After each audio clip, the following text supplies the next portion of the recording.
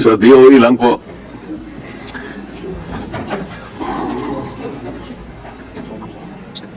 Mr. Chair, siya ngayon po ang presyo ng diesel is 120.95 average po. From 55 pesos pre-crisis level. Ibig sabihin tumaas po ng 120%. Bakit po kaya?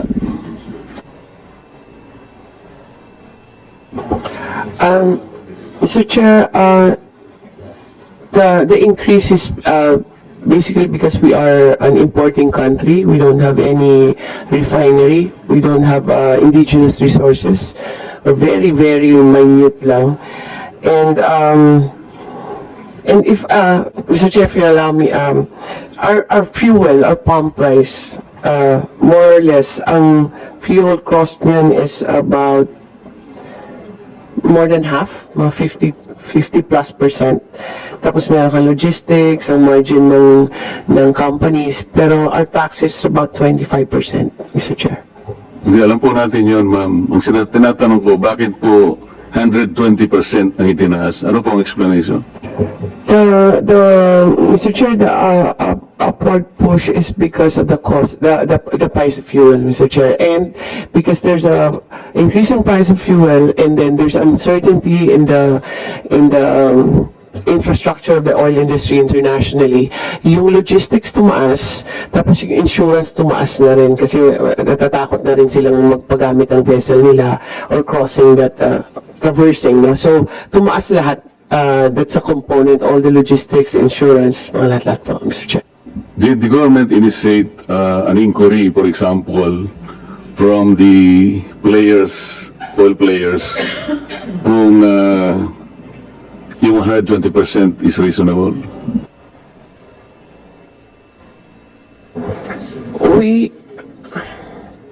Mr. Chair, we have talked to the oil companies, and we constantly monitor their prices and also the international prices, and also all the trend on the logistics and insurance. Tumataas talaga, and it within range naman yung increase ng pump prices natin, Mr. Chair.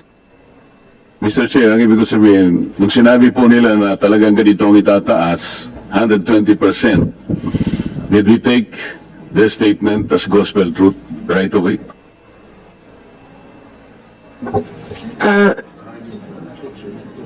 Mr. Chair, how it is it's a deregulated industry. So, ang monitoring ng DOE lang yung ginagawa niya on checking what their prices as. Yes, sir. It is within the range na kinakalculate ng DOE, Mr. Chair. Mr. Chair, kasi po, ang alam ko, ang pinakamalaking refineries sa buong mundo, yung Rotterdam refineries. At meron po yan mga tangke na nakabalagbag sa Singapore. Marami po yan. Pati Petronas po, the second largest in the world. May mga tangke po siya sa Singapore. Nag-check po kasi ako, Mr. Chair. Halimbawa po, yung sa Rotterdam Refinery, kung halimbawa FOB price po, $570 per metric ton.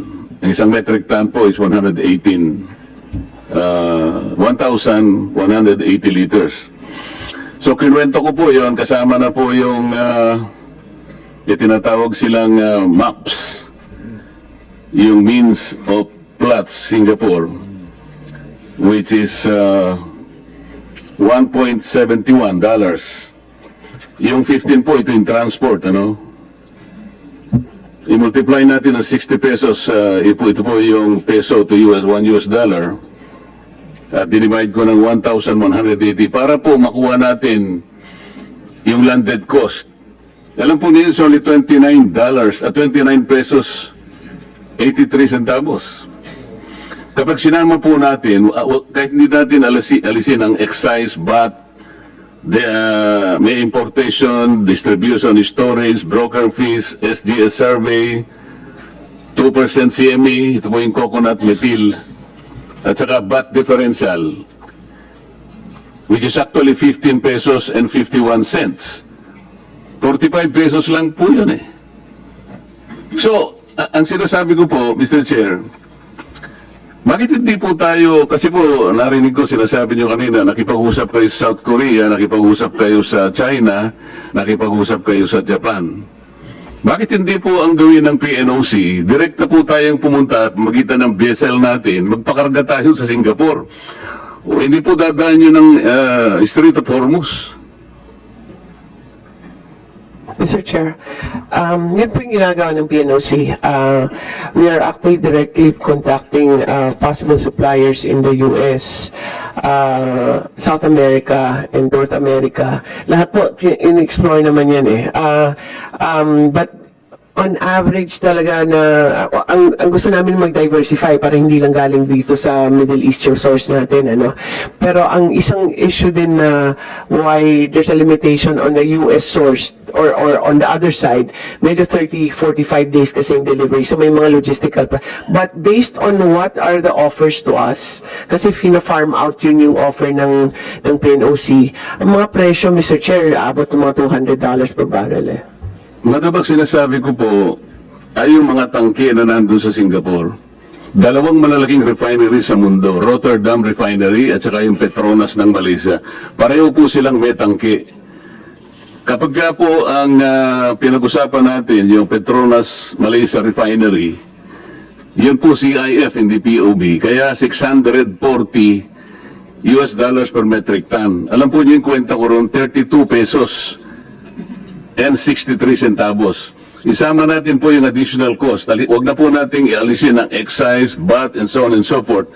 15.51, ang magiging presyo, mahal lang ng konti, 48 pesos per liter.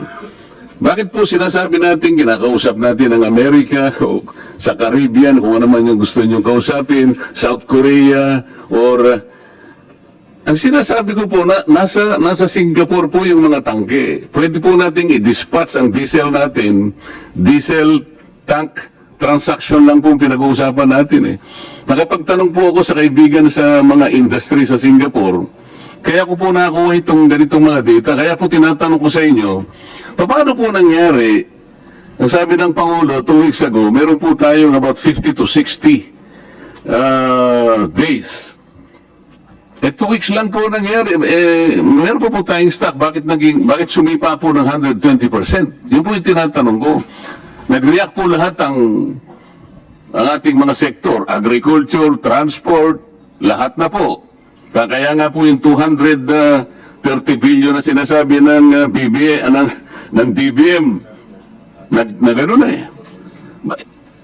Ang tinatanong ko lang po, bakit po tayo napunta sa 120% kagad? Bakit naging 110 o 120 pesos ang average po ng liter ng diesel? At yung po naman gasolina, 62%.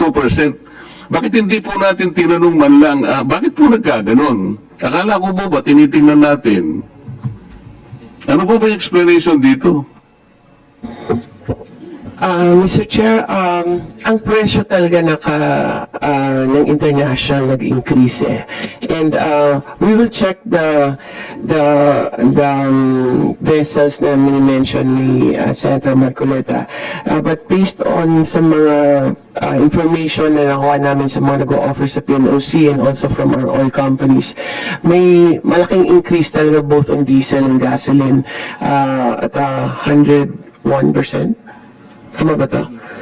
Ang increase niya for the past 3 weeks, 101% and 182% for diesel. But we'll check for the other sources, Mr. Chair, kung baka iba yung arrangements nila, Mr. Chair. Sir, hindi ko po alam kung saan nila kinukuha yung gasolina. Baka pinag-uusapan po natin, ang gagaling ba lahat sa Persian Gulf? Hindi po yun ang usapan eh.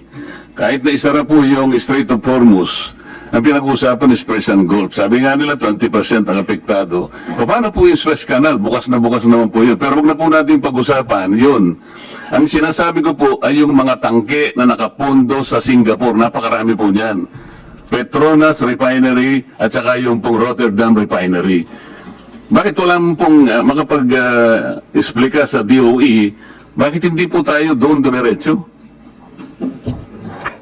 Mr. Chair, ang Singapore kasi trading yan eh. And then those mga nakalutang lang ng mga barko dyan, yun po yung mga binibenta ng mga traders tsaka yung mga refineries po. So ganun po yung presyo pa rin na offer po sa amin ng mga traders. We've talked to several already international traders na dumadaan ng Singapore. And same pa rin yung presyo na binibigay sa amin. But we'll recheck, Mr. Chair. I am sorry, Mr. Chair, pero yung mga data nasa akin po eh. Kache-check ko lang po kagabi. Sa totoo lang. Kagabi po ay 495 pa nga po eh. Per metric ton. Idagdag po natin ang shipping na $15 dollars. At saka yung 1.71. Ito nga po yung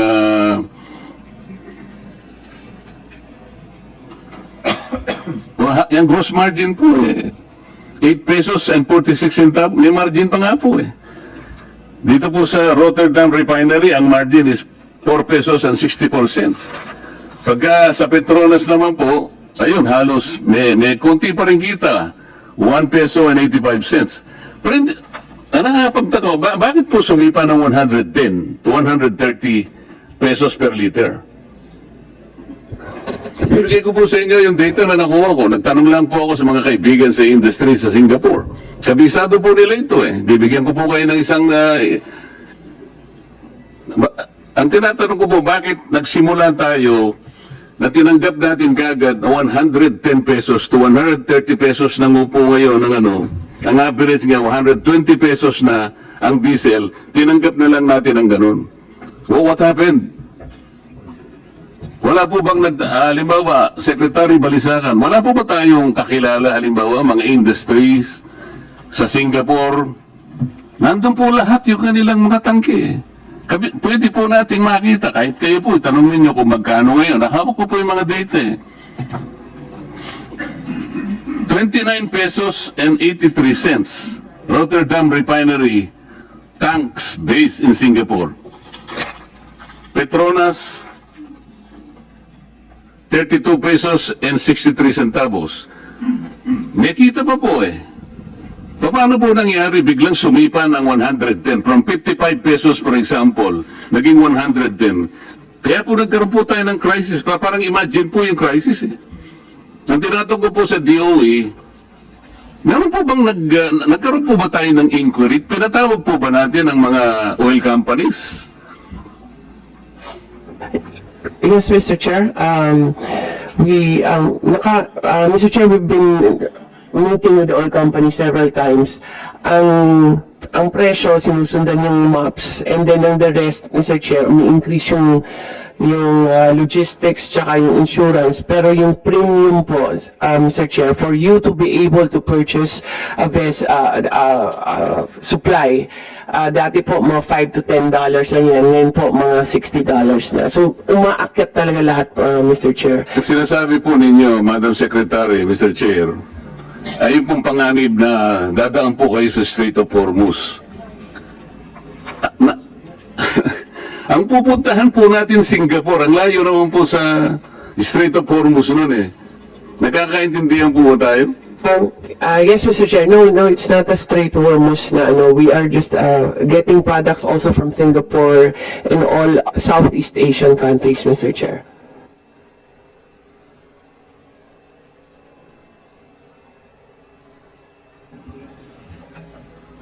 Mr. Chair, ang aking gustong i-discuss, at alam ko ito po ang naintindihan naman ng DOE. Ito po dahil sinasabi natin may crisis na, tank-to-vessel procedure na po ang pinag-uusapan natin.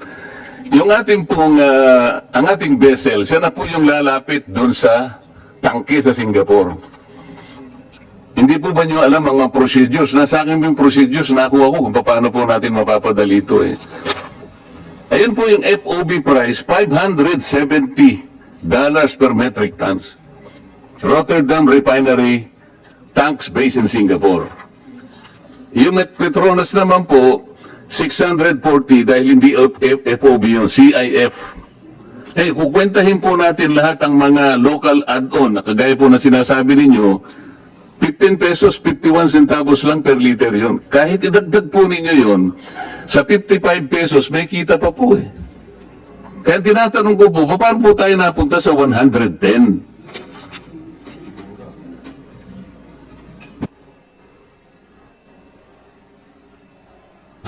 Mr. Chair,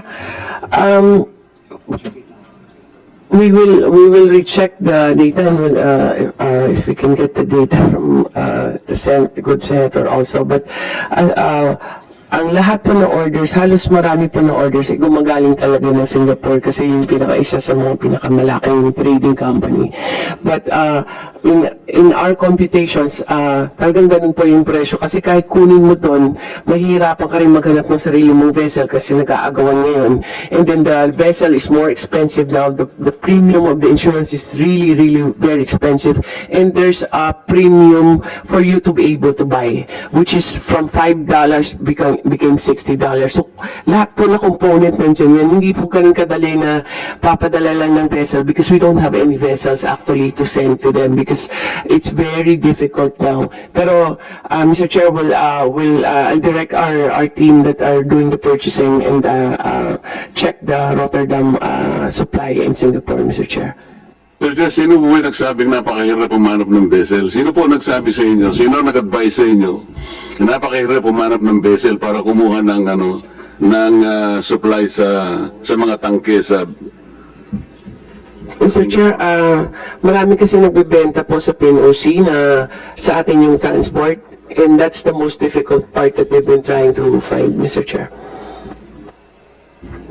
Yun po bang mga players natin, ganun din ang kanilang sinasabi sa inyo? I'm not talking about the PNOC. Sa atin po yun eh. Yes, Mr. Chair, they were the first ones actually that flagged this, Mr. Chair. Yung ating mga players, sinabi po nila na napakamahal po dun sa Singapore. Did you check? Did you check the FOB price in Singapore as we speak? Yes, Mr. Chair, we have been checking actually Singapore and all the other countries. Di na po, nasa akin na po eh. FOB and CIF, both Petronas and Rotterdam refineries. Yes, Mr. Chair, we have checked also on that, Mr. Chair. So, pareho po tayo ng presyo. No, Mr. Chair. Saan po nyo kinukuha yung presyo ninyo? Ito nga yung sinasabi ko, dapat po nagkaroon ng inquiry man lang.